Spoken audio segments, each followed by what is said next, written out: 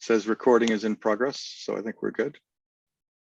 Okay, so do you have to let people in, or are we all set? And let's see. Ooh, participants. We have the numbers climbing. We'll give a few minutes. We have 22 attendees. There's Carrie. I'm going to promote him.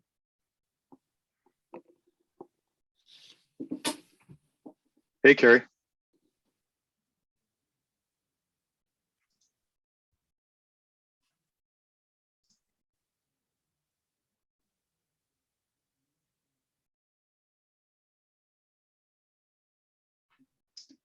All right, Marty, we have 34. We're going up. The numbers are still climbing, so maybe we'll give it a few more minutes. Let people join. Yeah, we can do it at 5. Hi, Carrie. You're muted, but that's okay. I'll leave it unmuted this time.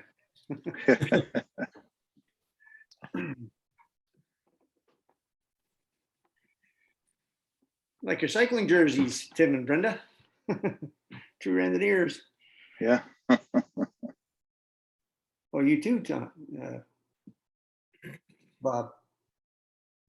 Yeah, I figured for today. He has got jerseys on. I have a jersey on, but it's so cold I have to wear something else underneath it. It's a bit too chilly. I'm in my case. I solved that today by wearing my wool jersey. So normally it's too warm to wear. Tim has one of those blue jerseys that you're wearing, Bob, but I think I may have thrown it in the dryer. I think I may have had the same problem. Mine shrank. So it's, you know, you can't see down below, you can't see below the keyboard. It's like a little bit tight. I was gonna say either that or it's maybe the 30 pounds that I've gained over COVID. It could be that too, but we're gonna go with the dryer. Yeah. Yeah. So Marty, we have 33 attendees logged on. Okay, one more. Let's go till 5 after, and then we'll get going.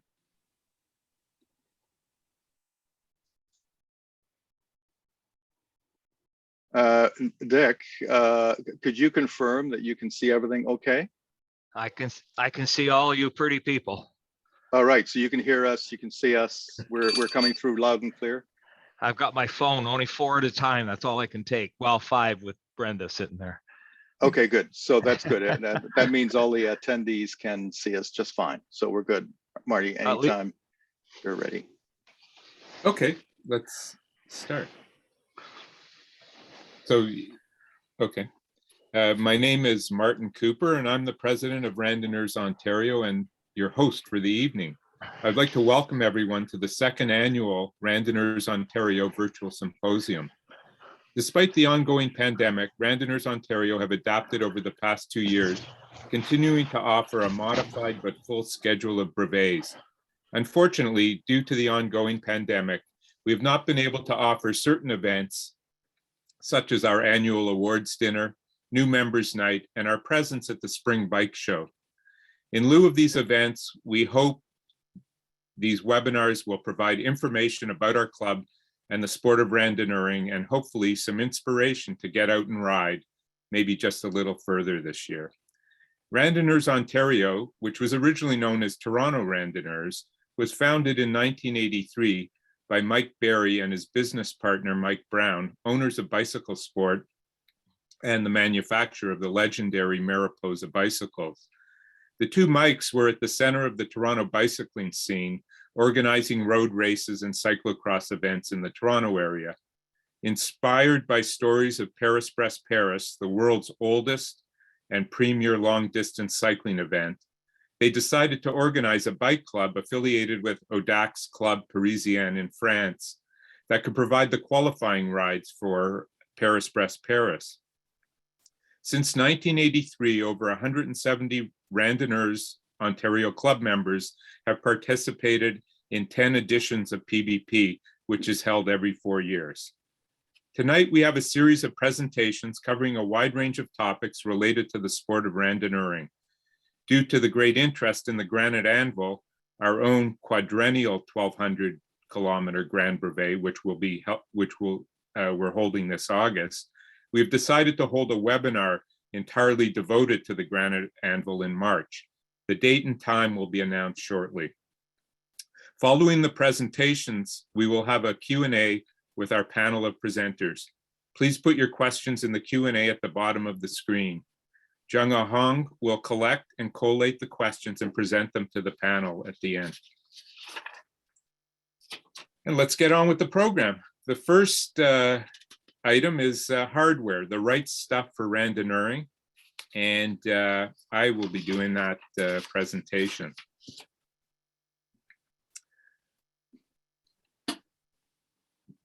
Next slide. In the presentation, I'm going to be covering the bike, the saddle, luggage, electronics, tools, and repair kit. Next. I'm going to talk about hardware, the basic equipment you'll need for randonneuring. If you're just starting out, you don't need to invest a lot of money, but you can adapt your current bike to work for you on brevets. In terms of hardware, the most important piece of equipment is the bike. When you start a brevet, you'll see a wide range of bike types, ranging from ultra lightweight carbon race bikes to custom traditional randonneur bikes with integrated racks. For short distances, it really doesn't matter what you ride, but for brevets of 200 kilometers and more, there are two critical features you need to keep in mind. Number one is bike fit, and number two is bike maintenance. Fit is critical, and being comfortable on a bike for 10 hours is essential to a successful and enjoyable brevet. Weight is important, but comfort and being prepared with the right tools, clothing, and nutrition always trumps weight. Another point worth noting is to get standard, easy to replace components. For example, while you can get 650B tires and tubes in the GTA, you won't be able to find them in Northern Ontario. With 700cc tires, you can always roll into a Canadian Tire for a quick tire replacement or tube replacement. Campy is great, but trying to find replacement parts in North America on short notice, well, you're better off going with Shimano. Although these days with the pandemic, everything is hard to find. There's been much debate in recent years about tire width. It is true that the wider the tire, the more comfortable the ride. I have found that for me, a 32 millimeter width tire is ideal, but for most standard road bikes with rim brakes, the maximum tire width you can get is 28 millimeters. Fenders are recommended, and at one time were mandatory at PBP. The additional weight is worth the extra comfort of not having water and other road grime spray up your back, on your face, and all over your shoes and drivetrain. The person riding behind you will also appreciate fenders. Next. In addition to bike fit, comfort at the contact points is key, but most importantly, comfort in the saddle. It is also very much a personal choice. I can ride 100K on any saddle, but beyond that, I can only be comfortable on an all leather saddle. A few years ago, I was excited to try the latest in saddle technology, a $500 3D printed carbon beauty that felt great for the first 50 kilometers, but I sorely regretted it by the time I rolled through 100K. Here we have three different brands of leather saddles. The first is an Ideale made in France. This saddle was discontinued in the 1970s, but the brand has since been revived. It's an excellent saddle with very thick leather, as is the US-made Rivet saddle on the far right. The Brook saddle in the middle is unfortunately now made of a thinner leather and takes less time to break in. Break-in time generally depends on how much you weigh. For a lightweight like me, that can be a considerable amount of time. The Brooks takes me about 3,000 kilometers to break in. The Rivet about 7,000. Actually, that at 7,000, I still haven't broken in that saddle. But once broken in, you can ride literally for days without any discomfort. Leather saddles do require a certain amount of care, most importantly, using a cover when it rains and avoiding spray from the rear wheel to soak the underneath the underside of the saddle. This can be avoided by using fenders or a seat pack. I won't go into any detail on pedals, except to say that randonneuring requires that at times the ability to walk over a variety of terrain, often wet and muddy. So SPD pedals with mountain bike shoes is really the only recommended way to go. Road shoes and pedals may be lightweight, but you will regret the choice, as I did 50 kilometers into my first 600-kilometer brevet when mud clogged up my road cleats and I couldn't clip in for the next 300 kilometers. Next slide. Luggage is important for long distance cycling because you will need to carry a variety of items, including rain gear, warm clothing, energy bars, tools, and a repair kit. The traditional method of carrying gear is the handlebar bag. You can see two types: a traditional leather and canvas bag made in France by Gilles Berthoud, and a lightweight version made in the US by Swift. Both are excellent, but for multi-day rides, I prefer the leather and canvas for aesthetic reasons. These large bags are great because of the volume and things you can carry in them. I especially like that you can throw in a submarine sandwich or a half-eaten pizza and it won't get crushed. These bags do require a front rack, like you see on the left, for support, and a device called a décaleur to secure the bag to the rack. Next. Oh, upside down. Of course, not everyone likes to have a large bag up front, as it creates wind resistance. And despite some dubious claims that it can act like a combing, the weight from the bag, which you will be tempted to overfill, and the support rack will add considerable weight to the bike and can have a negative effect on steering and when climbing. The alternative is the use of modern high-tech packs like those ones that will distribute the weight of what you're carrying over the bike frame and do not require any racks.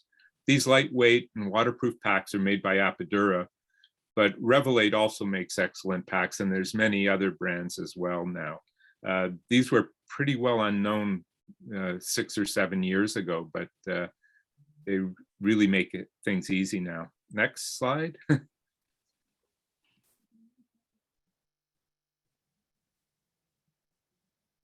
Electronics are critical for randonneuring, the most important being light systems. Reliable headlights and taillights are mandatory for starting any event, even a 200K brevet ridden in daylight hours. If you don't have functioning headlights and taillights, you won't pass the mandatory bike inspection at the start. Light systems can be powered by a generator located in the hub of the front wheel, like you can see on the bike on the left there. In this case, you don't have to worry about batteries or power banks to charge your lights. You can even add a USB charger to the hub generator that will keep your phone and GPS device charged. The cheaper and lighter weight alternative is to use rechargeable or battery-powered lights. The most recent technology has made charging devices much easier. For rear lights, I would recommend 2 to 4 inexpensive battery-powered lights that fasten to your seat stays, such as these Planet bike lights on the lower left you can get on Amazon. They take AAA batteries and should last over the length of a 4-day brevet, but don't forget to pack a set of spare batteries. For the headlight, I recommend this Light in Motion Rando light in the lower left, which is USB rechargeable and has up to 10 hours of charge time on low beam. If connected to a power bank, this light will continue to work while charging. Most USB lights won't power on while being charged. Power banks, such as the one on the upper right, have become lighter and smaller and more powerful. Next to reliable lighting, navigation is critical to the successful completion of a brevet, as the prescribed route must be followed exactly. While you will still see randonneurs navigating with route notes and a watch, GPS-based navigation systems such as this Garmin 1030 in the middle have almost made these techniques obsolete. Having said that, you should always have a backup navigation system in place, consisting of a printed route sheet or the route uploaded to Ride with GPS app on your phone.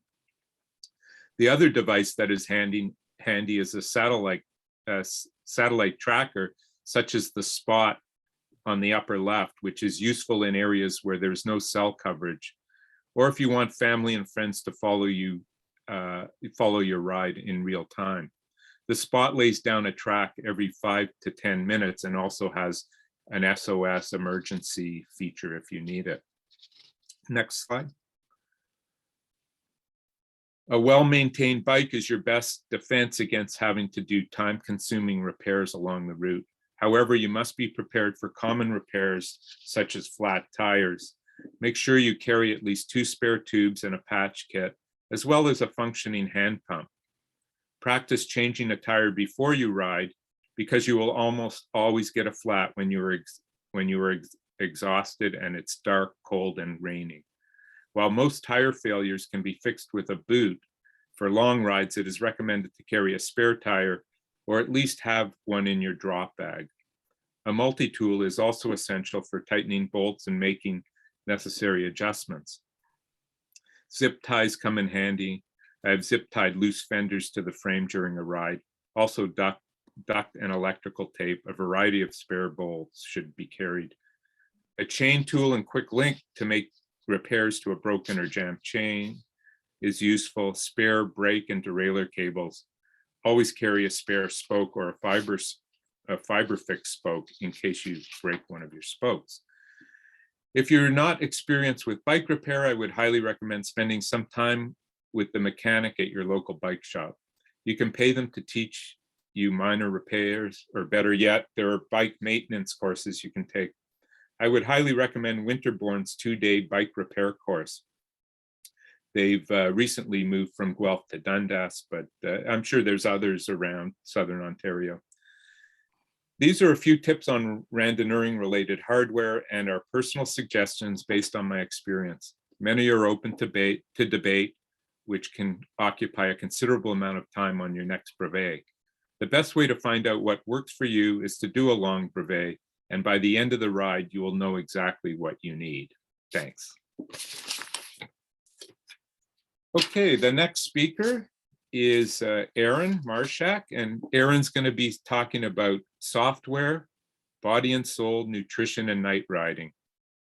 Aaron? Yo, hello. Thanks. Yeah, I love hearing everyone's recommendations for equipment, because I think I've heard exceptions to everything that you just said and people who swear to the total opposite. And it's always exciting to see what works for people and what works for yourself. On that note, with nutrition, night riding, and mental toughness, I'm going to describe what works for me. This is very much a personal perspective. So focus on what works for you and try and learn from everyone else. Nutrition for me was a really long journey. It took me a long time to figure out what I needed. Myself, when I started randonneuring, and I think a lot of other riders that came in with the idea of, I don't need to be continuing to refuel on the ride. I'm going to go out for my ride, do my exercise, and then have something to snack on afterwards. I don't need all of these extra calories. As I went through my experiences with randonneuring, I found that actually when you go on longer rides, such as greater than 4 hours, you would need to have more food than you normally would during the day. I have kind of 2 rules and kind of 2 behaviors that I found really work for me. Is there's a mode of operation that I have on the bike, and then there's a mode of operation that I have off of the bike.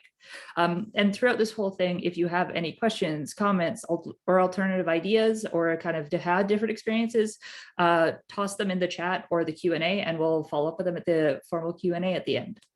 So my on bike rule is ABC, always be carbing. Because you're going to be going through a long duration of exercise, you're going to be burning through the stores of energy that you have, and your body will need to replenish it. And for most individuals, it's very challenging for them to replenish it with fat stores, because we burn carbohydrates faster than fat. So allowing yourself to have additional carbs on these longer rides while you're snacking as kind of like a little drip feed, but snacking enough so that you're able to continue to burn the energy in a productive way will really help you kind of keep up the pace. There's kind of rules of thumb around like 90 grams of carbohydrates an hour, 60 grams of carbohydrates an hour. I guarantee you, whatever the rule of thumb is, you're probably going to be a little bit outside of that. So be patient as you try and tailor that. I tried 90 grams off the gate when I was going into this, and I had a sugar crash in the middle of a ride where I practically needed to nap. So it was in like the middle of a midday ride. So it was not great. So try out different things. I really like Cliff shot blocks, which are chewable, so I could have something a little bit to chew. And I really like the Scratch hydration mix because I don't find it too sweet. It's really mild for me. And the lighter colored hydration mixes don't stain your teeth, which is nice. And you'll find that like on hotter days, perhaps you won't like chewing on gummies too much. You'll prefer to drink a sip of water, and it'll just be being able to adjust and be flexible throughout the rides. I also tend to collect everything in my front bag that I found at controls. And so I always have like butter tarts or pizza buns or cookies or whatever you kind of find. There was a rider that I saw had a whole roast chicken in there because that's what he enjoyed on the ride, and would pick and eat the roast chicken out of his front bag. But the important thing to know is like, are you a salty or sweet person? What foods can you palate while you're on the ride? And what foods do you find enjoyable in different conditions, such as cold or hot or rainy? So just testing things out. Off the bike, you want to be focusing on adding additional protein to improve recovery. Having too much protein, you'll probably get a little sleepy. You're not going to be a weightlifter in this moment. You don't want to go and have like 2 pounds of beef tacos. That's probably going to make you a little bit sleepy. So I found through experiment that like a little bit of protein, such as coffee and like a baked potato, are really good for me, while something like milkshake and a hamburger, which has some protein but has a lot of fat, can really like make me tired. So focusing on getting the proteins that you're not having while you're on a bike, it can be really great while you're off the bike. As I mentioned before, you can use trial and error to test a lot of these things out and learn what's best for you, or you can use science, which is trial and error that someone else did, and use best recommendations. And I really, really recommend Anita Bean's The Complete Guide to Sports Nutrition as a guideline and a guidebook for what kind of nutrition you may need on the bike or off the bike. She breaks down a lot of the different studies and gives a lot of alternatives and contraindications of it. And I found it really, really helpful when I was learning to have my proper nutrition for myself and kind of understand what my needs are. So super recommend this book. If you're in the Toronto area, the Toronto Public Library has this as a free ebook that you can download. So that's nutrition. Night riding. So night riding can be a really big barrier for riders that start off with. It can be really scary for sometimes. And myself as a woman rider, I was really overwhelmed by it. But I think as I got more comfortable with it and I learned how to kind of handle the scary parts of it, I really deeply enjoy it. It's one of my favorite parts about randonneuring, being able to be alone in a quiet space and kind of move through the countryside and see the things that you see at night that nobody else can see, whether you're seeing the Northern Lights, the Milky Way. A lot of different animals come out at night, and it's really glorious and quite beautiful. For equipment, which Marty touched on, a solid front light and rear lights, it's recommended. A few different countries recommend solid lights. It's also beneficial for if you're riding with other folks to put your light on a solid instead of flashing, so that they don't have their night vision destroyed, or if you might trigger any kind of epilepsy or seizure. It's really it's considerate to put on your lights on solid. We also require reflective vests. So a reflective vest that's part of the ACP is a requirement for night riding. For a lot of other riders as optional, we use reflective ankle straps. So the little safety ones that you can have that like protect your pants. If you put it on, there's a little bit of weird movement. So you look like a really interesting thing on the road, and it catches a driver's eye or other riders' eyes. I like arm warmers and a bike cap because it gets cold at night when we usually ride. And so they allow me to kind of layer up, such as a raincoat. Even if it's not going to rain, having that extra layer to take on or take off is really nice so that you're not too cold in the middle of the night. For behaviors, I like headphones and a podcast. There's different kinds of headphones that you can use. People put in, such as Lael Wilcox, who is a well-known ultra distance cyclist, just use a cheap like iPod with one ear in so she can still hear while she's listening to music. But you can also have a bone vibration headphones that allow you to listen to everything. But having a podcast really helps you kind of stay awake and have attention to things. You can also ride with a buddy if you're scared. And buddy riding, we'll talk about later, especially in the Flèche, where there's more events that are focused on that. And you can kind of make sure that you're checking in on everyone if you're not feeling comfortable or if you're feeling a little bit sleepy. Yeah, somebody said chewing gum. Chewing gum is really helpful. Chewing food that you can consume is also really helpful too, because again, that's always bicarbon. So you can have little snacks or like chew on a gummy for a really long time to stay focused. Plan on going a bit slower at night. In general, we found that a lot of riders tend to, even if you're planning on going fast, the speed drops a little bit at night, whether we intentionally do it or unintentionally do it. You can use that in the planning. And we'll talk a little bit more about like pace planning and whatnot in there. And another thing that I noticed with night riding is sleep deprivation really hits you the morning after. If you make it to the sunrise, you haven't actually made it to the hardest part of doing an overnight ride. It's like 10 a.m. when your circadian rhythm comes in. It is like, actually, you need to be asleep at this point now. So making sure that like you're aware of like where the actual dangers are in terms of falling asleep on the road. So it's not actually, night riding is not the scary part. It's the weirdness during the day.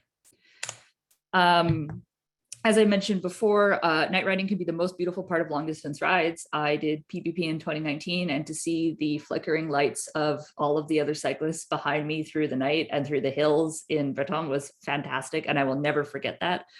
This photo is from Strava Stories of PBP 2015.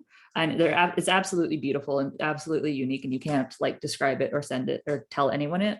Night riding through Niagara is also fantastic when you cross over the escarpment and you can see all of Hamilton and Toronto kind of open up and light up beneath you. It is absolutely beautiful. And if you're uncomfortable with it, ride in a group or join a Flèche to start. It's a really accessible way to kind of try out night riding and make sure that you have the supports that you need.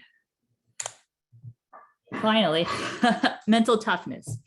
So I'm going to talk about two kind of concepts that are popular. I will say the concept of anti-fragility and the concept of flow. So when you have nutrition and sleep dialed in, it doesn't really get that hard. You can kind of manage everything. But the moment where you're really sleepy and you're really hungry, everything's going to be a much, much harder problem to solve.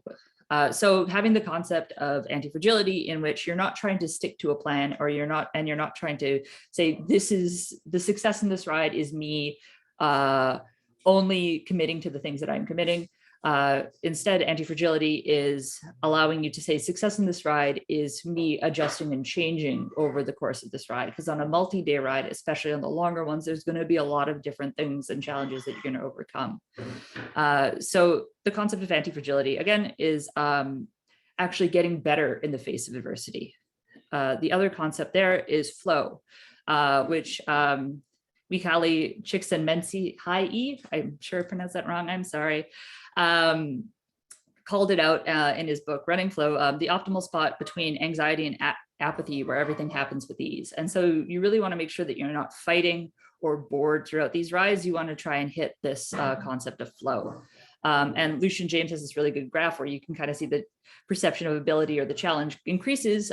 You just have to kind of tailor and make sure that your effort and anxiety is at the right level compared to your apathy to hit this flow state. And that's where the adaptation of anti-fragility comes in. So an example of this, of flow, is when something goes wrong and your anxiety bumps up during a ride. Let's say you have a tire or a flat, or it's dark and you're a little bit scared. You have to figure out what to do to make the situation simpler.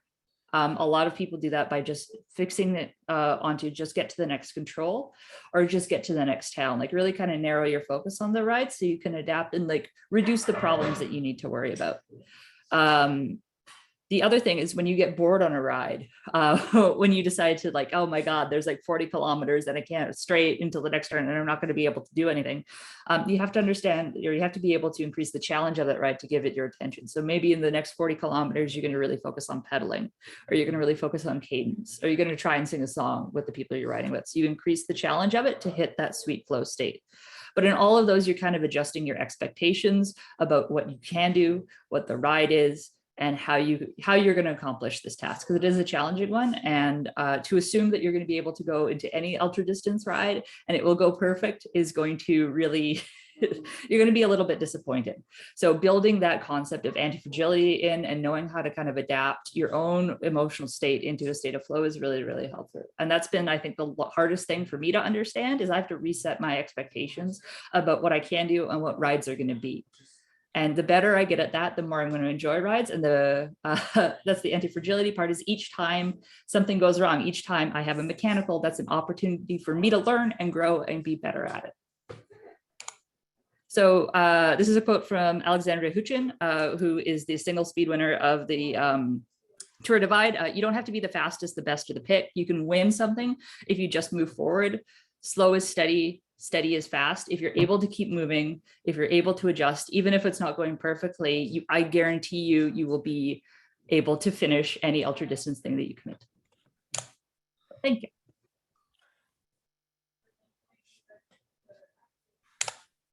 I think we have the next one. Thanks, Aaron. That was great.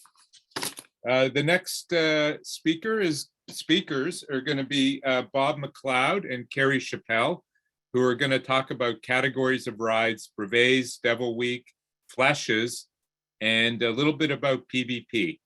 Take it away. Well, good evening, fellow randonneurs. I'm going to talk about the populaires, brevets, and permanents, and then John's going to look after the flèches and the Grand Randonnées. Populaires, they're basically just a less than 200-kilometer ride with no time limits and no controls. Just get together with a group of people and go out for a fun ride. We'll schedule on the club calendar, but it's not a qualifying event. We have, as far as brevets go, you're looking at 200 kilometers, 300 kilometers, 400 kilometers, 600 kilometer, and 1,000 kilometer events with time limits and controls. We'll discuss them a little later. And they are scheduled on a club calendar as an official qualifying event. It's done a year in advance to get those set up. Permanents, that's basically taking a ride that you want to do in 2 weeks.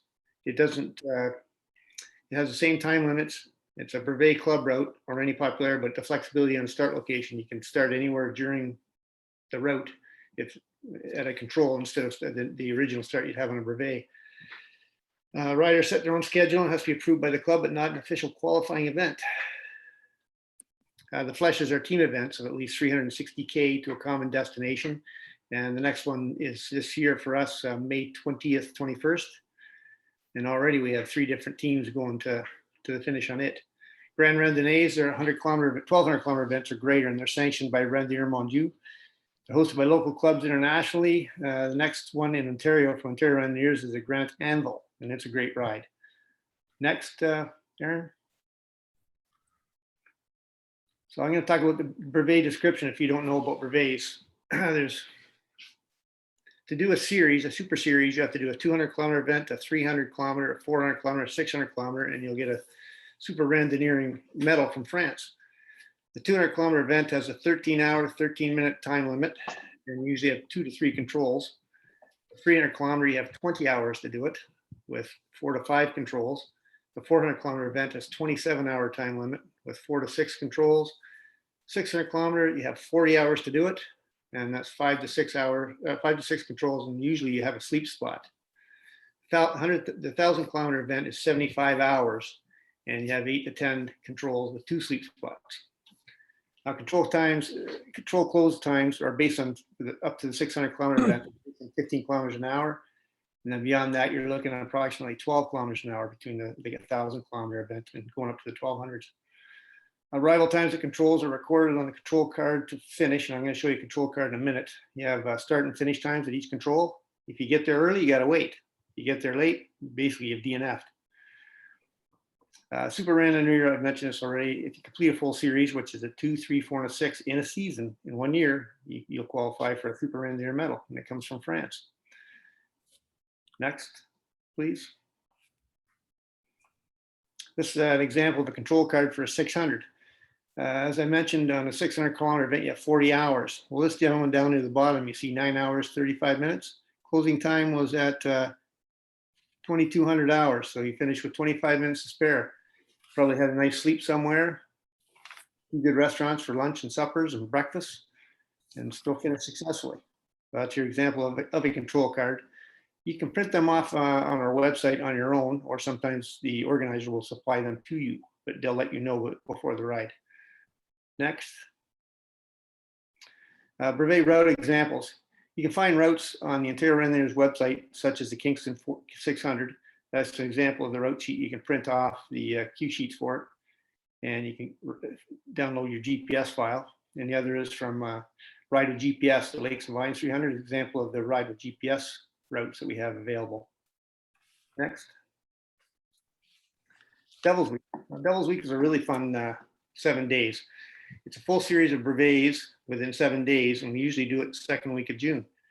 Every year, one chapter in Ontario Randonneurs hosts it. This year, it's the Huron chapter, and it'll be held out of Kitchener. The accommodations are based out of bicycle-friendly hotels, motels, or homes of locals that are participating in the event. So this year, it's based out of Kitchener.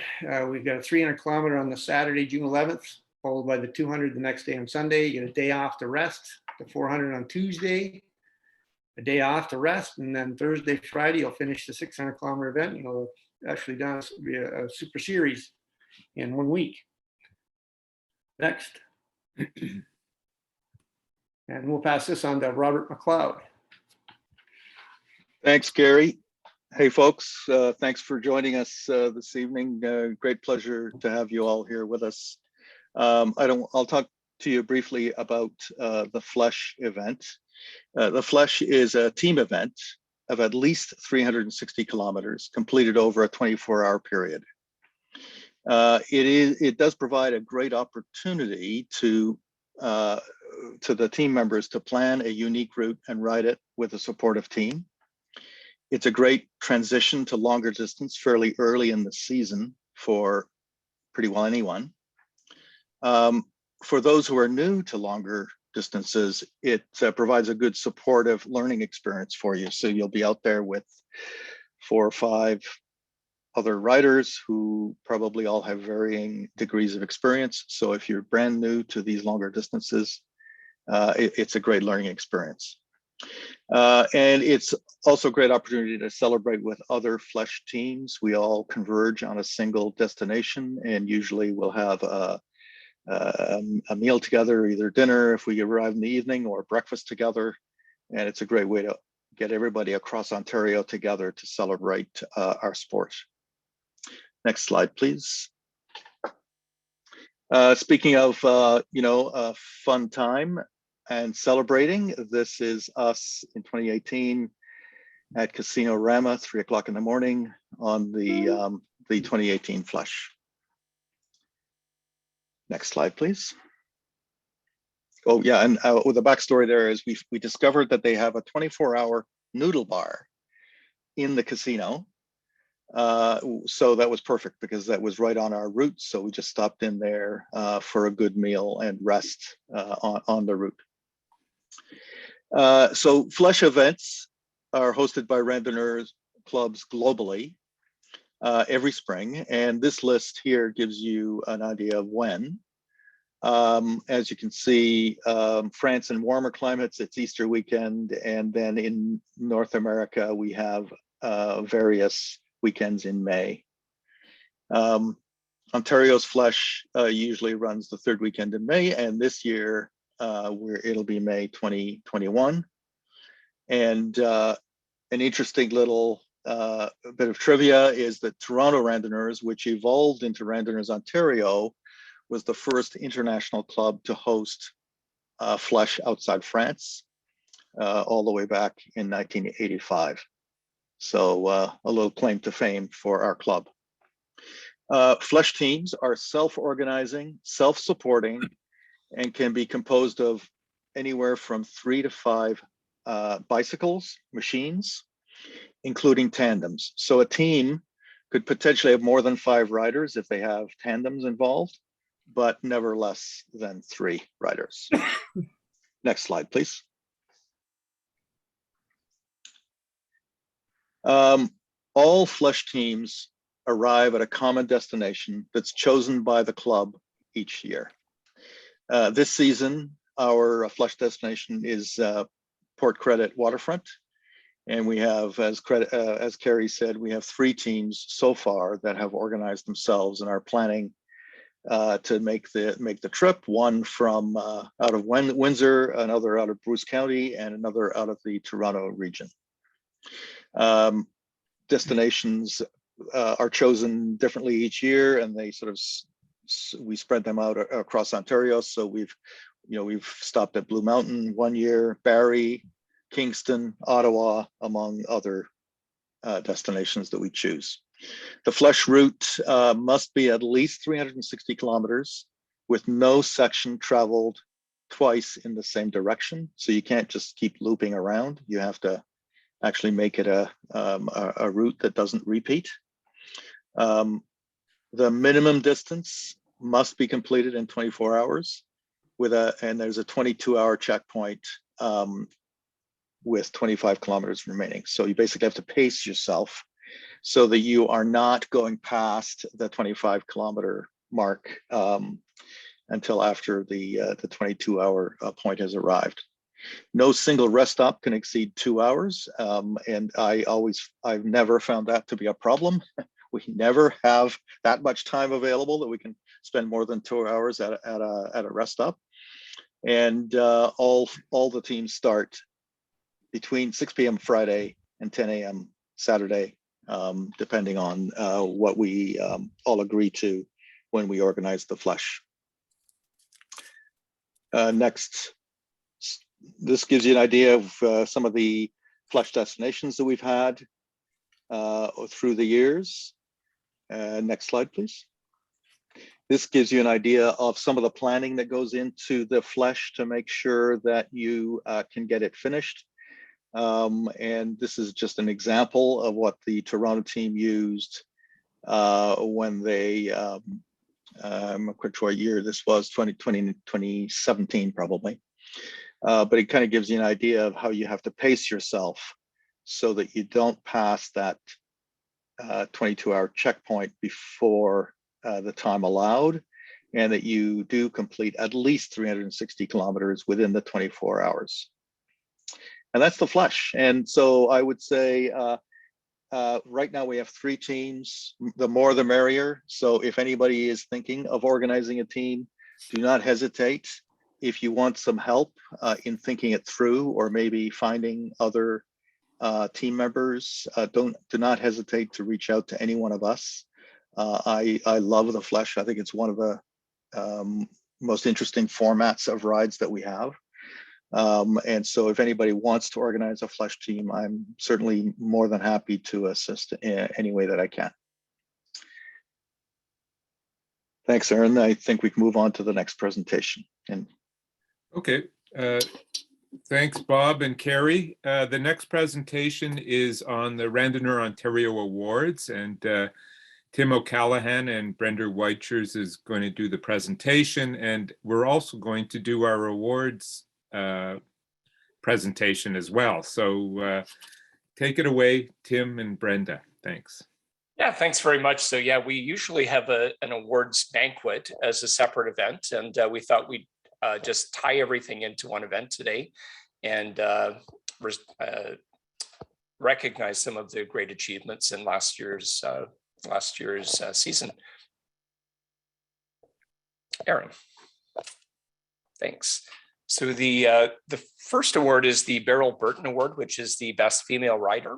And this is for a rider who has, in one or several years, shown interest in the club, provided support and assistance, and helped on rides or helped other riders.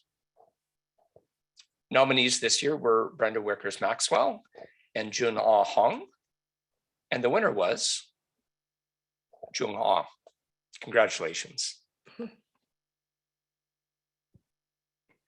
The next award is the Coronation Cup for Most Improved Rider. This is for a rider with at least one previous year in the club, shown consistency in participation, improved their total mileage or brevet finishing times over the previous season. And the nominees this year were for Fred Chagnon, Jim Morris, and John Cumming. And this was awarded this year to Fred Chagnon. Who unfortunately isn't here tonight, I don't think, but we'll pass that along to him.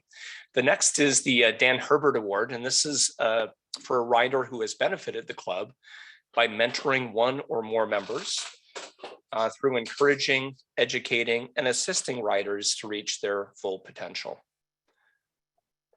Nominees were Carrie and Tiago, and the winner this year was Carrie Chappelle.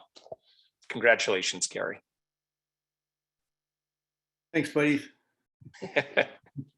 The Half Wheel Award is awarded to the club rider who consistently forces the pace of the group during brevet rides. The nominees this year were Brenda Wickers, Burke Adams, Tiago Varalseed, and Tim O'Callaghan. And the winner is awarded to Tim O'Callaghan. Yay. The Jim Griffin Award is for Rookie of the Year, and this is for a rider who has joined the club in the year of the award or their first brevet in the year of the award. And they've shown ability and interest in the club and other riders. Nominees this year included David Cole, John Kiefer, and Victor Buell. And the winner was John Kiefer. Congratulations, John. I know you're on the call tonight, and I'm looking forward to riding with you again next year. The Mike Barry Jock Wadley Award is for Outstanding Rider. This is awarded to a rider who is outstanding in 1 year or over several years. The nominees this year were Charles Horslin, Dick Felton, and John Cumming. And the winner is John Cumming. Thanks so much, guys. Cool. The Organizer of the Year is awarded to the person who has provided support to the club's events over 1 year or several years, who demonstrates care for the well-being of riders and consistently organizes and supports club rides. Nominees included Carrie Chappelle, Charles Horslin, David Thompson, myself, and Vitas. And the winner this year was Vitas. Congratulations, Vitas. Outstanding performance on a brevet is awarded to a rider who has demonstrated fortitude, courage, or generosity on a brevet and demonstrated physical or mental abilities beyond the usual in the conduct of a brevet. The nominees this year were Matt McFarlane, Remy Perrant, Sergei Simbal, Victor Bouy, and this is awarded to Remy Perrant. Congratulations. So the Special Recognition Award is awarded to a club rider who has had a cycling accomplishment that merits special recognition. Nominees this year include Ben Merritt, David Cole, and Jim Morris. And the winner was Ben Merritt. And go ahead.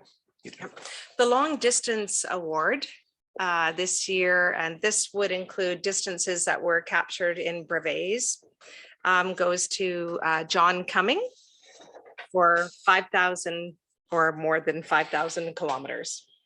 And in the female category for long distance, Brenda Wickers for 2,100 kilometers.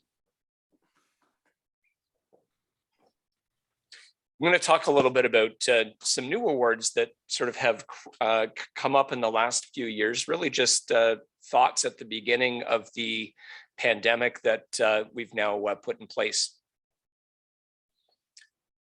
And so the three awards are number one, the O12. So this, if you're familiar with Randonneurs USA, RUSA, there's an R12 in the States. This is basically the Ontario equivalent.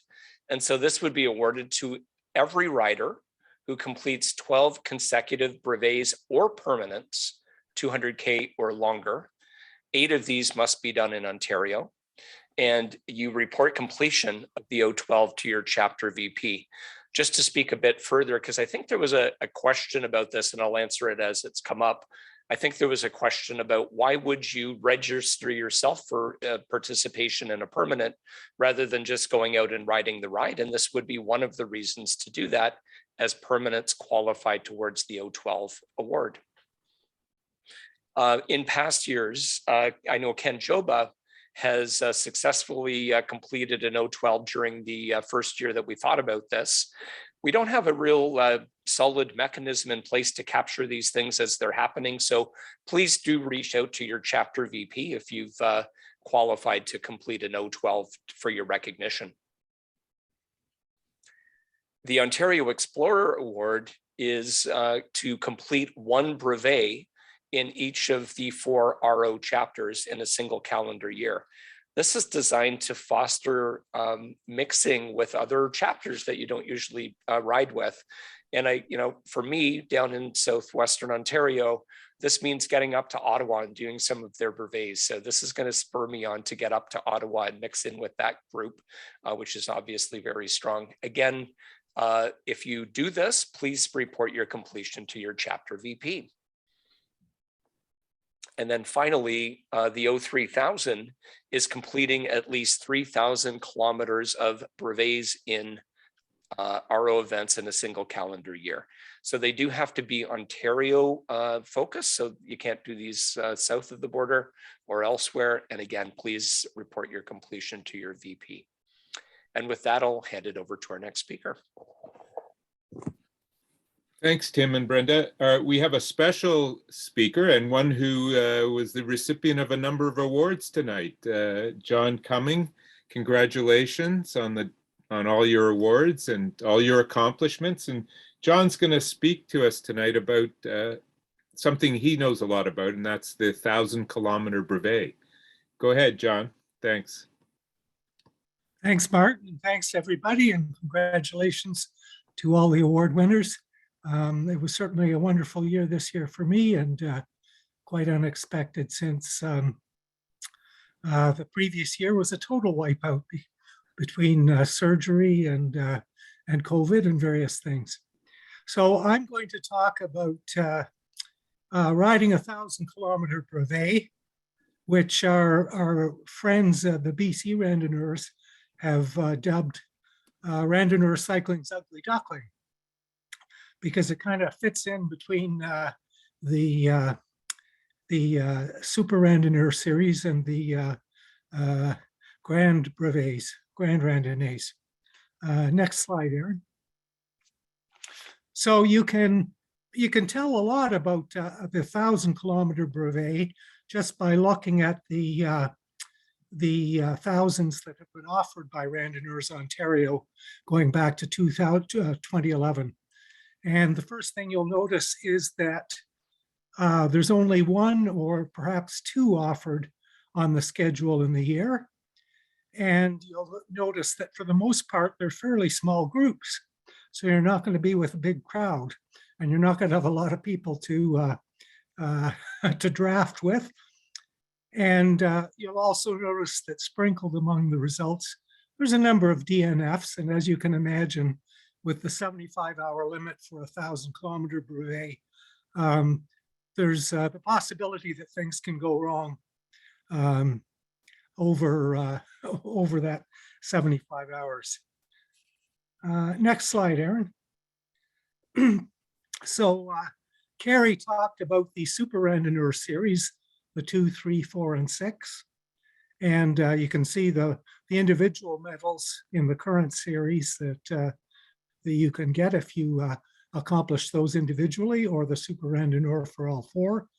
And then from the Audax Club Parisien perspective, they have a couple of awards called the R5000 and the R10,000 that, for those purposes, they include 1,000 in the series. So it's kind of one of the little confusing things. Next slide. So at the other end, from the Randonneurs, from the SR series, are the Grand Randonnées. And so what's the difference?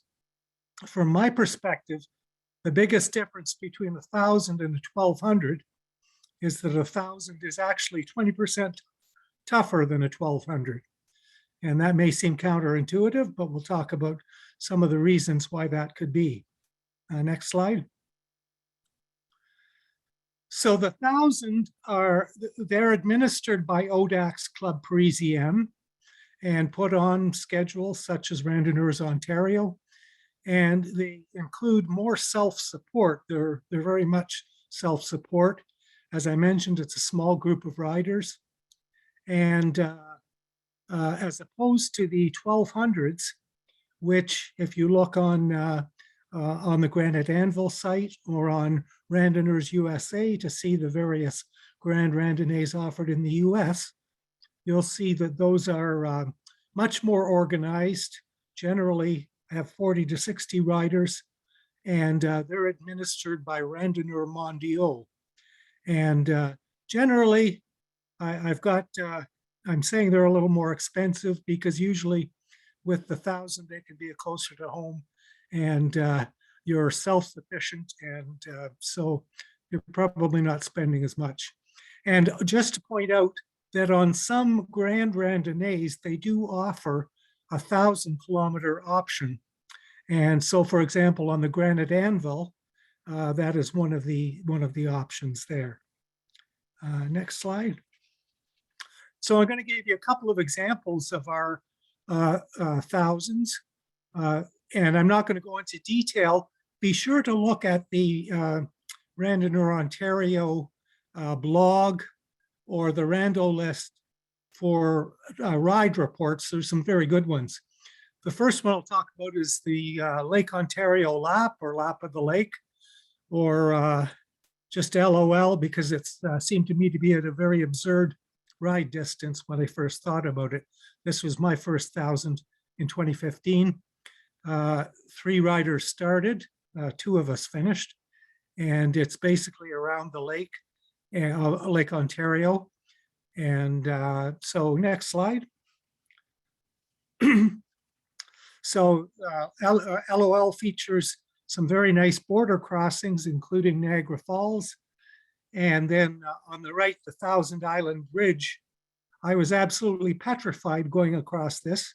I never realized, I'm not usually scared of heights, but I also had front panniers on my bicycle that were 25 inches wide, and the bridge was about 24 inches wide. At the bottom is Ben Merritt there in New York State. Next slide. And some wonderful views of Lake Ontario. And it also involves the Glenora Ferry on the Ontario side. And it's one of the things I'll point out is that with the 1,000, you're getting into having to consider things like ferries, things like border opening times and that sort of thing. And I'll talk about that a little bit later. Next slide. So the 1,000, if you ever want to have a brush with homelessness, the 1,000 gives you the opportunity to really go minimal. And this is Ben and I at the Glenora Ferry at 3 in the morning, waiting until the ferry starts at 6 a.m. And we had carried a couple of cans of, by that point, very warm and very well shaken beer on our pannier bags across from the US, where you have the luxury of buying beer in a corner store. We knew we wouldn't have any at the end of the day, so. Next slide. So the second one I'll just touch on is our Coureur de Bois, which I think is an absolutely wonderful and kind of a signature route, I think, for Randonneurs Ontario. It's been going on for quite a long time, basically starting near Ottawa, going up to Quebec City and back with a couple of ferry crossings. And this year we had 4 riders that were involved in the Coureur. And next slide. So of course, COVID played a big part in the ride. And we were very fortunate. And I think as Vitas winning the Organizer of the Year award, Vitas and Colleen really helped us out by providing logistic support, especially at the controls, getting us checked in when we had severe constraints on restaurants being open and hotel desks being open due to the pandemic, of course. Next slide. So so that's just my control card for the coureur, and as you can see, the initials are all the same, which in this age of COVID, we're having to sign our own control cards, which takes away one of the fun things, which is interaction with locals to get them to sign off on what you're involved with. You'll notice on my Garmin there that my average speed was 24 kilometers an hour moving over the time. And if any of you install that down in the middle of that little white square, that's a beers earned widget that you can put on your Garmin. So it's showing, and I'll point out a defect there because it's showing that I've earned almost 35 beers because the mug is almost full. And that's actually a defect. It should be 234 because they never anticipate that you would earn more than 99 beers on a ride, I guess. So just be aware of that. Next slide. So why would you want to ride 1,000? Well, obviously it's a challenge, and as randonneurs, we go through a series of rationalizations. We think, heck, I've done a century. 200 is only 40K more. And then you say, heck, a 300 is just 50% more than that. Gradually you build up and say, hey, heck, if I've done a 600, 1,000 is just a 400 and a 600, no big deal. So, so it is a challenge. The thousands do qualify for some grand randonnées. So if you're thinking about a ride in a subsequent year, then it can serve as a qualification, and it can allow you to choose earlier your start time for Paris Paris, if you're interested in that. And as I mentioned, the R5000 and R10,000 awards, you will have to do 1,000 for the R5000 and 2 1,000s for the R10,000 award. And if you're one of the other prerequisites for those is doing PBP. So if you're not interested or you're not planning to do PBP, then that's probably not of interest to you. But if you do PBP or are thinking about it, you'll definitely want to look at the requirements for those awards because it is a great challenge, I think. Next slide. So to prepare for 1,000, do a lot of research, as I mentioned, the blog or Randall list, and bear in mind that if a lot of the thousands that you might come across, they may not have been ridden for a few years. So there may be all kinds of new road conditions or obstacles. So bear that in mind and do close research. Because there's not such a thing as a pre-ride as you'll have on a grand randonnée. Devil's Week is a great opportunity to plan and prepare for 1,000 because you're doing 1,500 kilometers over the week, but you're coming back each night and you can tweak any equipment issues. Ride lots, check your equipment. And one thing specifically I want to focus on is graphically plan the ride. It's one of the fun things I enjoy. So next slide. So what this is, I sketch out for 1,000 or 1,200. I sketch out on the x-axis, you've got your distance up, your 1,000 kilometers. You've got your 75 hours on your y-axis there. You've got 3 dark bands, which are the sunset to sunrise darkness periods. And then you'll see a lot of dotted lines there. All those lines are basically 20 kilometer an hour moving lines. You can choose a different speed if you want. If you're faster than I am, which is likely, then you might want to choose as a baseline 25 kilometers an hour. but you can see starting down at the X and Y intercept there down in the corner, that there's a red line. If I started riding at 20 kilometers an hour and kept going without stopping, that green dashed line you see at the end, you'd see that I'd finish the whole ride in just over 50 hours, as long as I maintained that 20 kilometers an hour. But obviously I'm going to stop, and stops are going to be vertical lines. You can see, if you can make it out, that I'm planning to stop for 4 hours in Trois-Rivières, and then further over at the second hotel stop in Bécassour, if I'm pronouncing that correctly, there's you can see I'm planning a longer stop. Now, when I sketch this out, you'll see that you may notice that I'm stopping in daylight. When I first signed up for the ride, I thought I might be the only one on it, and the hotel indicated that their desk closed at 9 p.m. and for the hotel. So I had to make my plan to arrive before 9 p.m. or I'd be sleeping on the street. Fortunately, Peter and Jung-Ah, when they checked with the hotel, they found out that that wasn't necessary. So the plans changed. But basically what this view does is it tells me where I'm going to be at any time, and anything like ferries or bridges or stores that have limited opening hours, I can plan for that, and I can visualize where I'm going to be.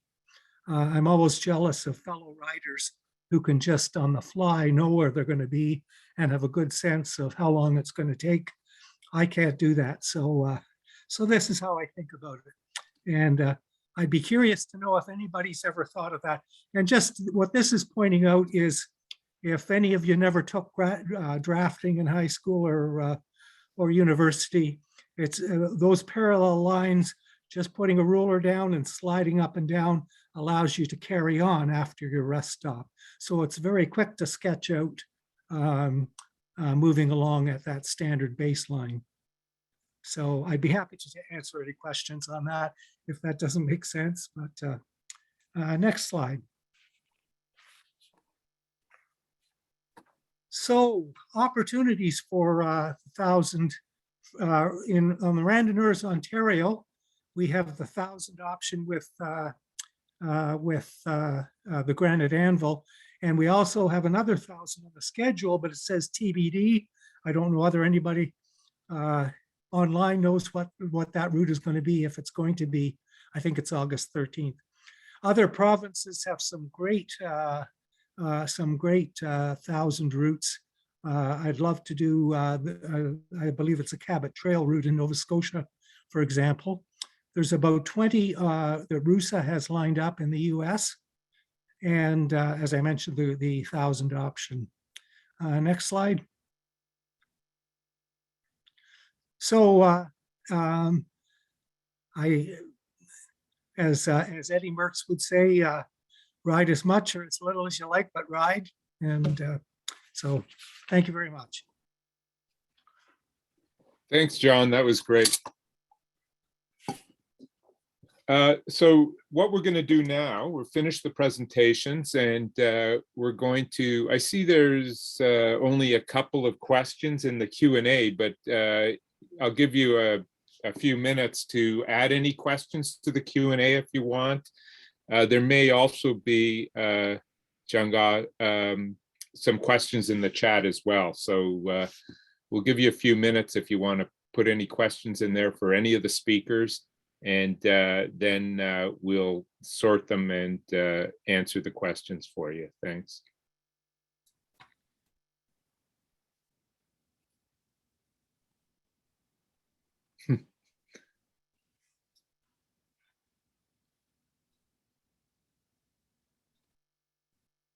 John, there must be computer computer programs that will, do those charts for you as well.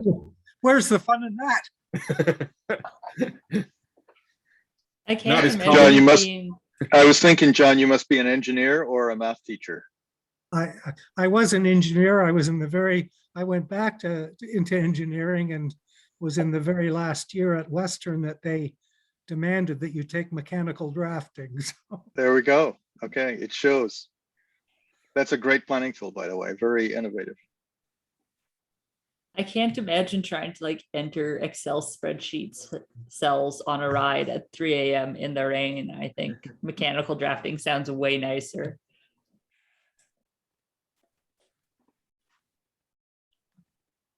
Okay, Jung-Ai, do you want to start the questions? Sure, I will start with the first question. It's about the hardware, so I think Marty would be answering. Are the road bikes with the drop bar or the lower handlebar than the saddle comfortable when you ride for 10 hours in the position? Well, actually, the thing that is comfortable about the drop handle bars are the various positions. You know, you can be on the top of the hoods, you can be on the bars, you can be in the drops. I actually like riding in the drops, and I have a special handlebar called it's actually called a randonneur bar. And the lower part of the drop or the drops extend further back. And also the geometry of my bike allows me to be in a more upright position when I'm in the drop, so I'm not bent way over. So you can get, there's a couple different companies that sell these rando bars, and they have much longer drop, which makes it more comfortable to be in the drops. And also there's a little bit of flare in the handlebars, so they come out a little bit and makes them more comfortable. But really, for long rides, you want a lot of positions on the bars. I do see people riding with like flat mountain bike type bars, but most people are using drops. Are using drop handlebars. You'll also see more folks starting to ride with arrow bars to get that even more set of hand positions. And in PBP 2019, they started allowing arrow bars as long as they didn't go further than your hoods. So really kind of a short, more like the mountain bike arrow bars instead of the Superman aerodynamic arrow bars on there. So you're really looking for all the hand positions that you can get to keep rotating. And as Marty said, the movement is the important thing on these longer rides.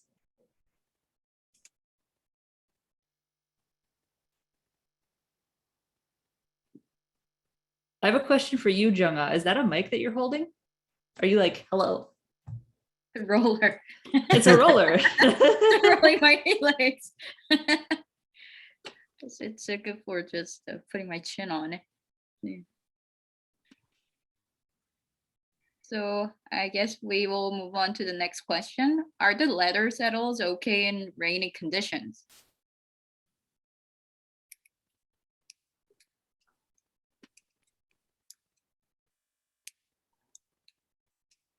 I guess I'll go. I have a Scylla Anatomica leather saddle.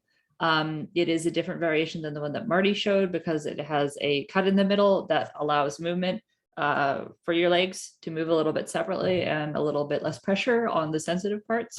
They're fine in rainy conditions. I've been caught in some of the same rain showers as Marty. So it's okay. In those conditions, you just want to make sure that you're treating it correctly. Maybe giving it condition when you come home, and not stretching it when it's in wet because they can be tensioned.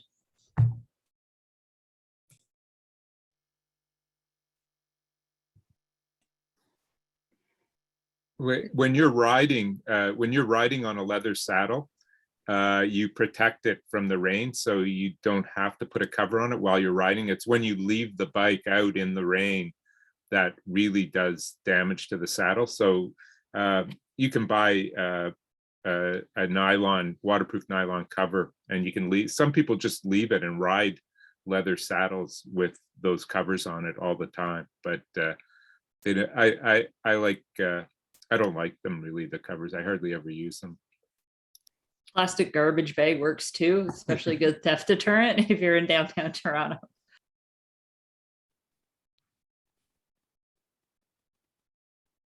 Okay, I'll move on to the next question.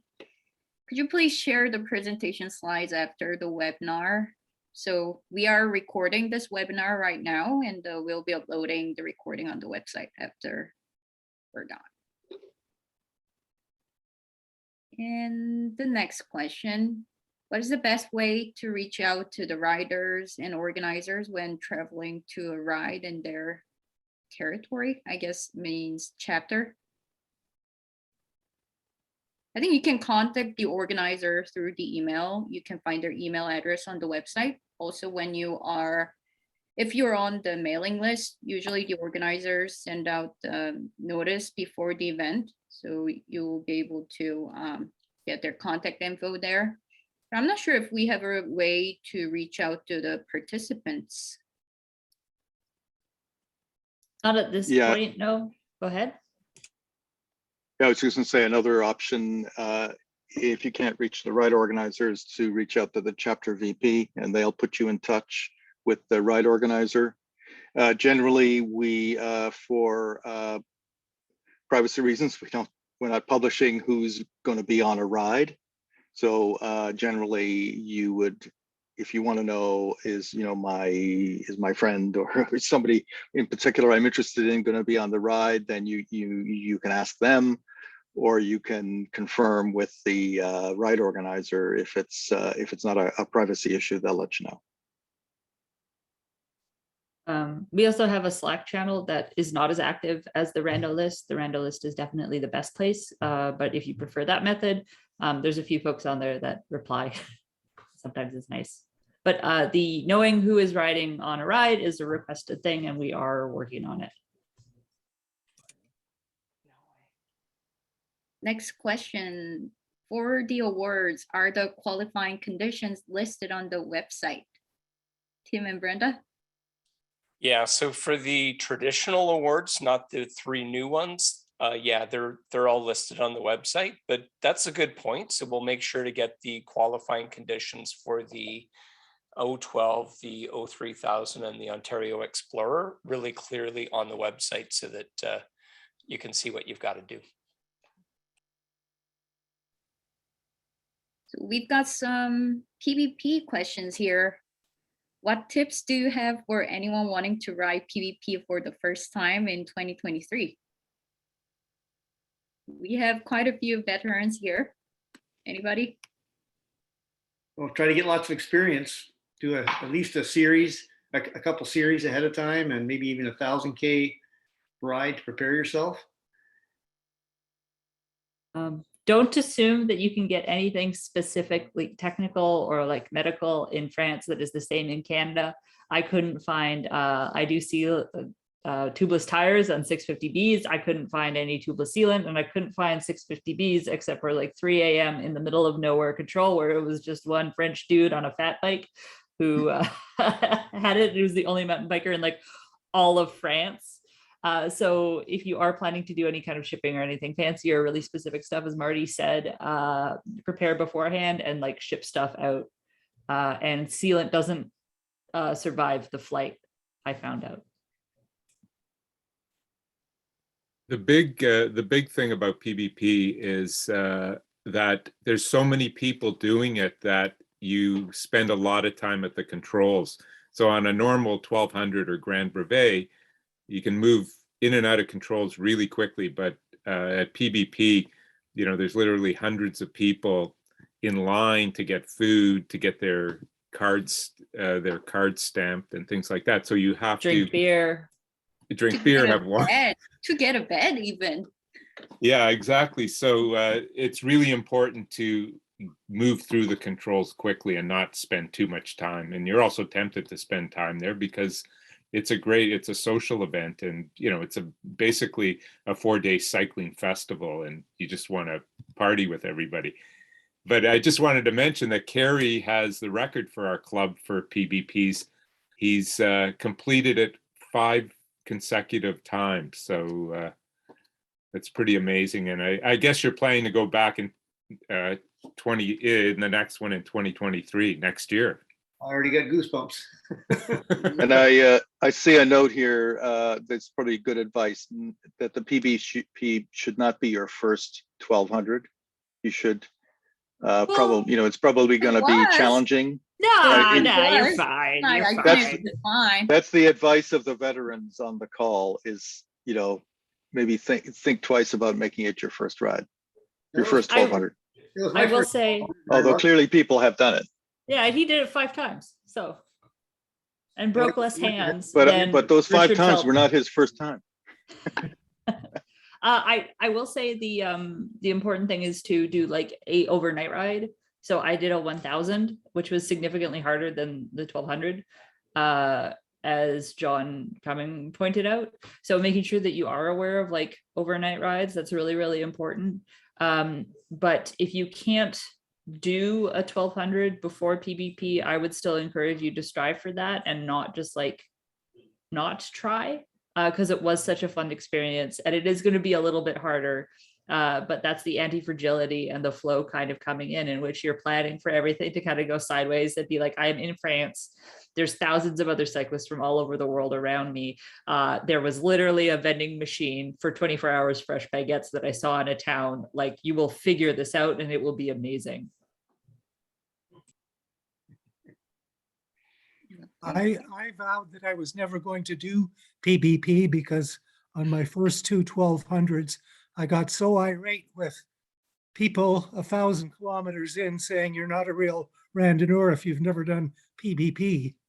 And so I just say that it's a wonderful experience. There's nothing like it. But if it's not in the cards, by all means, there's so many other wonderful things and so many other wonderful ways to get involved, and so many other wonderful 1200s to try for that. By all means, you'll find lots of challenges. Don't expect everything to go as you planned. That just doesn't happen. 2 things I found helpful.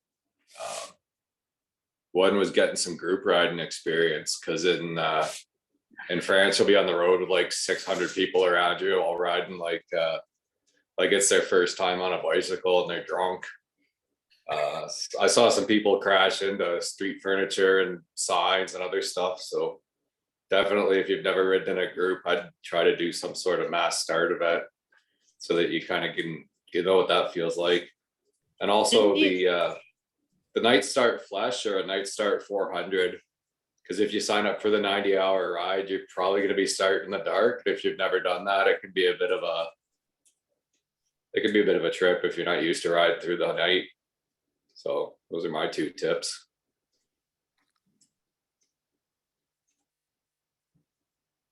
Wasn't Carrie the one that also rode into the street furniture? So you can still finish PvP if you're riding into like signposts or anything. Sorry, Carrie. I don't know. I slipped on a wet road, broke a rib the day before. I didn't ride into.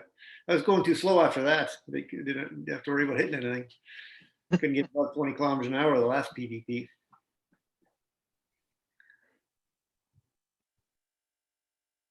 I'll move on to the next question. Also related to PvP, what is the most desired start time? Is it really a big deal? I've done the 84-hour start time, the 90-hour. I think I preferred the 84-hour, but with a group of friends just starting, the best way to start was at the 90-hour group, but get as early as you can in the group that starts. Like try a 6 p.m. start. Don't be the last of the group because you'll have a hard time finding a bed unless you have a Winnebago rented for you. Part of your ride.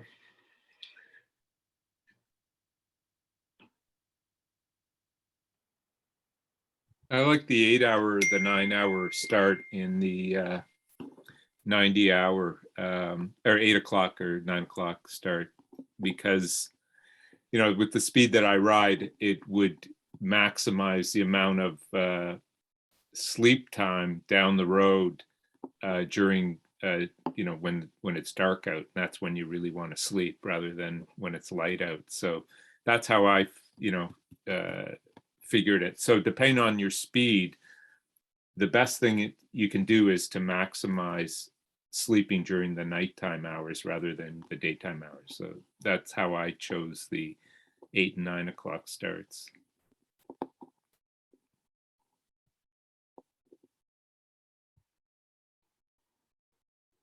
I thought I was optimizing and I picked the latest start possible for the 90 hour, which I think was 9 p.m. It worked out. So like, I wouldn't be too worried about it. You say one of the advantages of the 84-hour start was a lot more beds are available to you when you get to controls if you're relying on the beds that are set up for the riders, and the restaurants and places to eat are less people. And if you're on the 90-hour group, you're a little late. You're going to be the last of everybody to find a place to sleep and a place to eat. And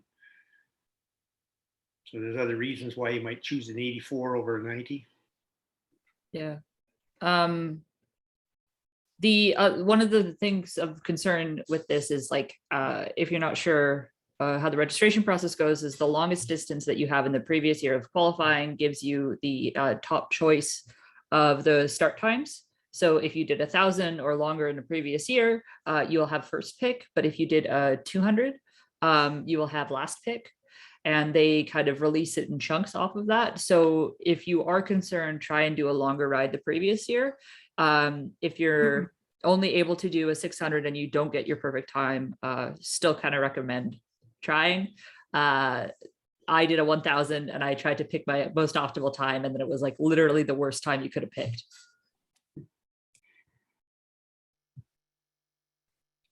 So in the questions in 2019, for those who only rode a 600 the year before, able to register, they were able to, but that doesn't guarantee that you will be able to the next PVP. It really depends on how many people sign up and how many people sign up with the long distance qualifying rides. So it really depends. There's no guarantee. And let's see, another questions. How many active riders are in Randonneurs Ontario? Marty, you have an answer? How many members do we have? I think last year the membership was down a little bit because of the of COVID. We had about 150 members. Not all the members are active doing brevets or active cyclists, but I don't have the stats exactly on how many rides were done by. I think the year before COVID hit, I think we had about 130 active cyclists, and I think you're right, it's 150, 160 members, and about 130 of those actually did brevets. Yeah, so I think that was sort of the peak, and then we dropped off because of COVID. And this so year, I would expect we'll bounce back, post COVID. Yeah, well, usually the year before PBP, we have a bit of a spike because people are doing rides to qualify. And then the year of PBP, there's a definite jump in membership and number of rides. Because I think the last PBP, there was 30 Randonneurs Ontario members who participated, or around 30 or between 30 and 33 members participated. So we get a bit of a jump this year because of qualifying, and then next year for sure because of the qualifying. And the qualifying rides, so the qualifying rides are 200, 300, 400, and 600. And they have to be completed before July. So usually we put there'll be a lot of rides before July on the calendar. It'll look different than this year, and give an opportunity for people to do all the qualifying rides before July, which is a bit of a challenge because you're packing in a lot of distance early on in the season. And then you have to maintain it for when you get to PVP. So it's good to also schedule some rides after you qualify to maintain your fitness. When I did it in 2019, I did, and I think you did too, Aaron, the Manitoulin 1000 2 weeks before PVP. No, you didn't do that. No, I'm not stupid. That's what I did, and it was great. I thought it was a really good thing to get that kind of distance just before PVP, but not too close to it. Yeah, I did Devil's Week early in that year, which is the beginning of June, end of May-ish. So the weather's, it's really harsh riding for weather. But you can get the full distance in and you're fully qualified, and you essentially spread a 1200 over 7 days instead of 4. And so it also gives you a bunch of backup time if you have to DNF on like the 600 or something. There's other things in the schedule there. And Devil's Week is really fun and a hoot because you're in one group of riding with like the same group of people for over several days. And at the end, you always see everyone at the hotel, and it's always complaining, sharing different like muscle rollers that people have brought, and snacks at the end.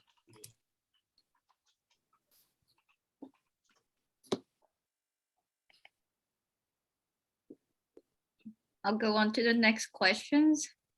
I think he's asking about the centenary ride medals. Are the roaring lion medals being shipped out? Aaron, that's for you. Okay, no, Roaring Lion is Carrie. But if you're talking about the Toronto Centenary medals, I have them. I haven't shipped them out yet. I am very sorry. I will be on it. That is my bad. I will learn. Now, Roaring But Lion. we have them and they're safe. Wasn't Peter Lee sending the medals out to everybody? Yes. Right? Toronto had their own because And I have your medals here at my house, so he won't be sending you two. But we had 23 other riders that are being sent. But Peter Lease is sending out the medals to the riders.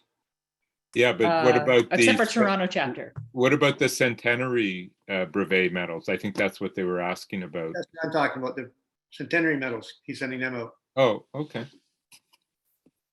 So I'm glad he got them all. that's a yes to the Yes. question. Okay, next question. What's your favorite route in the Randonneurs Ontario Library? I'll go on that one. Hands down, Creemore Classic. It is always epic every time we do it. It's a 400. And there's a little extra stuff thrown in. What other 400K ride do you get to do a bowling tournament in the middle of it? And then stop by a little bit later at a really nice pub and have some nice beers just before you climb up I don't know what it is, 18% grade up the escarpment to the top. It's awesome. I think it was my first 400 and I keep coming back for more. So it was fun.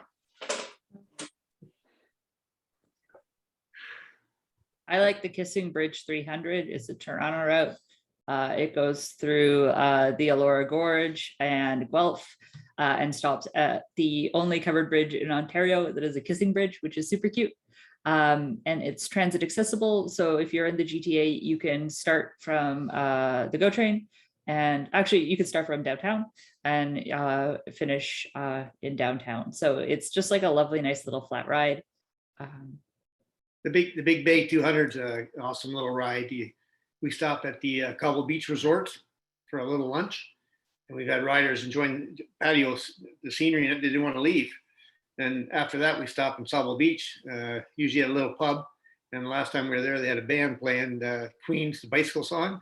So we were all in our spandex, everybody's up standing, singing the song, we're all clapping. So that was a bit of added fun to the ride, 30 kilometers from the finish. That's the Big Bay 200.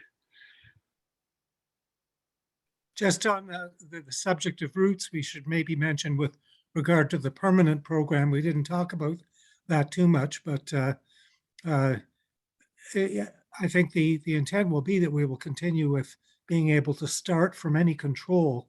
Is that correct? On the if you schedule a permanent, then it's a great opportunity to try out some of the routes that you might not otherwise get to ride if it doesn't fit in with the brevet schedule.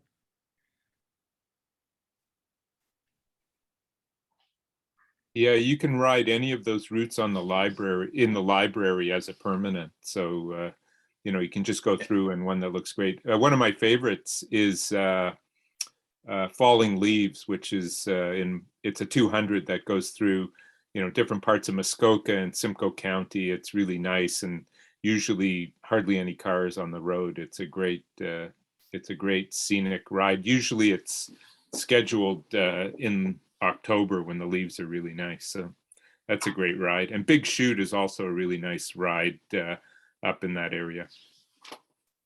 And it's correct, Marty, right, that you can start a permanent at any control on the route, correct? Is that? It is correct, but I'm not sure if that was a COVID modification. Oh, okay. No, It might No, just, that's a normal thing. Oh, okay. Any, I any I think permanent, yeah. go ahead. No, go ahead, Aaron. I think you're correct. Yeah, permanents, you can start at any control on the route. Any permanent needs approval from the route owner, which is usually the chapter VP. So you can pick any control and then you can pick your own start time. Folks tend to use that as an opportunity to test night starts, but that being said, it is at the discretion of the like chapter VP. So you want to make sure that you're demonstrating that you're able to do this challenge before you actually go in and propose these things.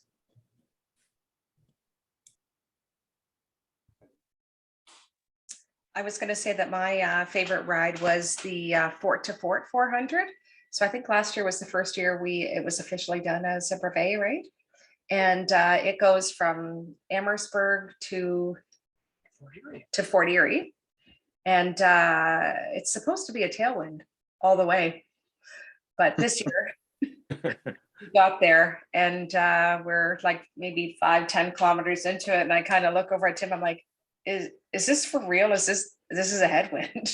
Like, and you know, when you're going point to point, it's probably not going to change. So there's not some point where you're going to turn around and get a nice tailwind. It was a headwind all the way, but it was a great ride. We had a lot of fun, and next year it'll be this year it will be a tailwind. Tim's promised that for everybody.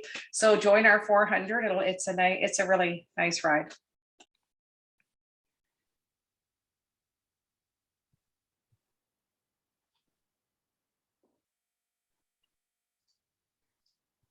So I guess that's it for the favorite route question.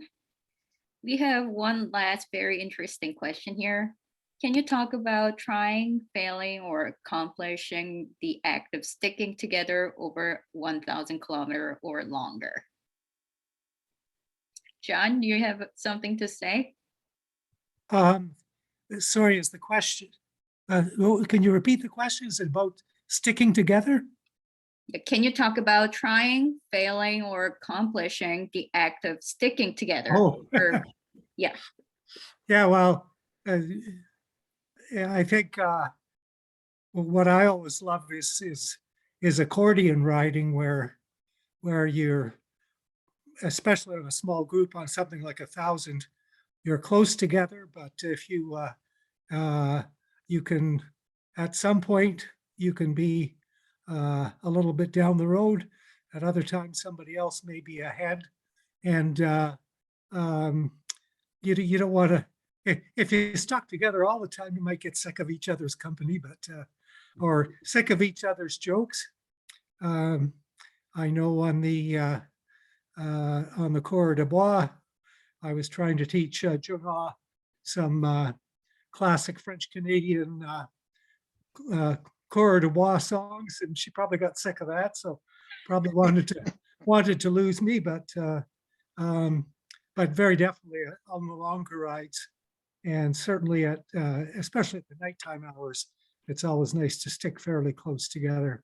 But it's very much an individual preference thing. Some people like to ride very close, but and of course on the Cours de Bois, you're riding sort of into the wind for the first half of the ride, as Brenda mentioned. With that's a consideration that you may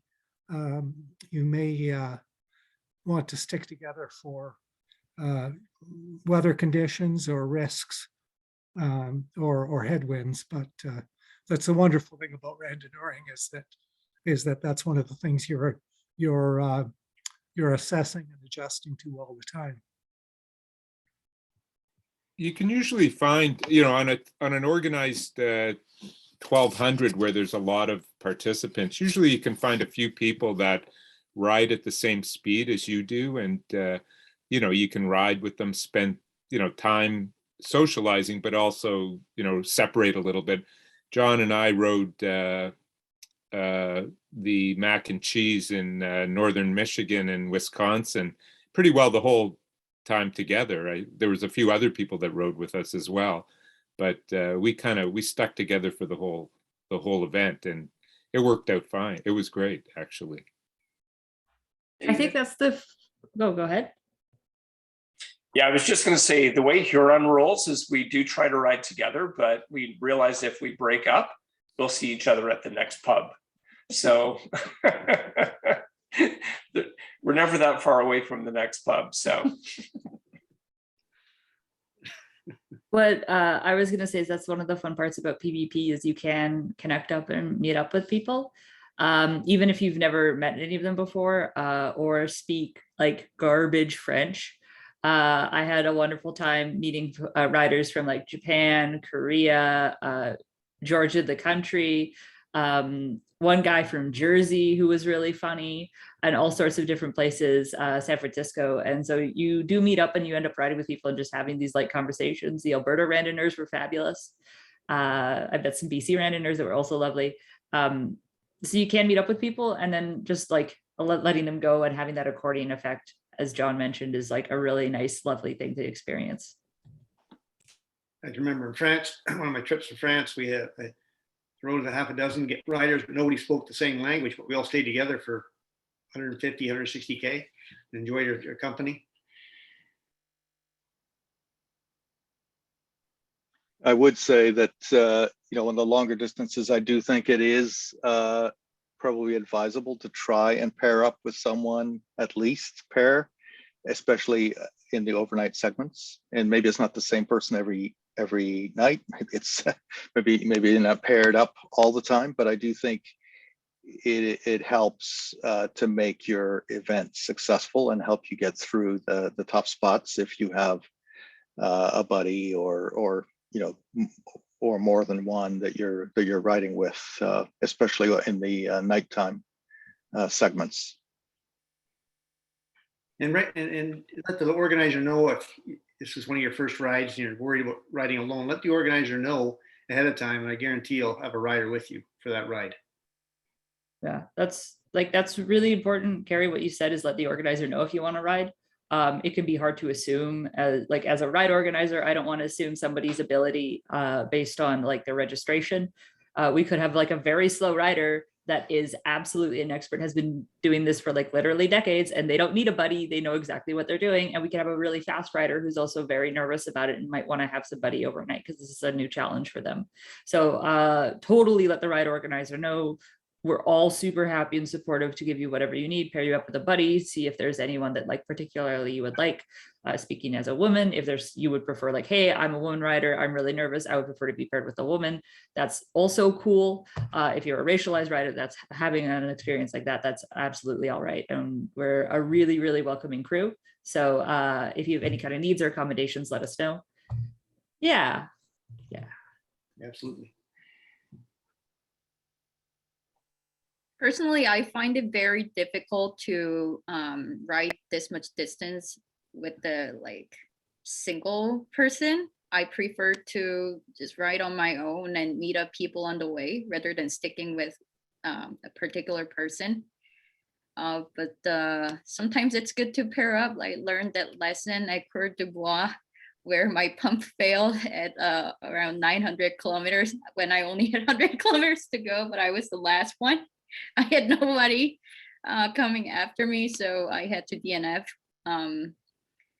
But usually there are bigger number of participants in Coeur de Bois. There were only 4 of us, and I was the slowest one, so it didn't work out. But usually you get to find people riding at your speed. So.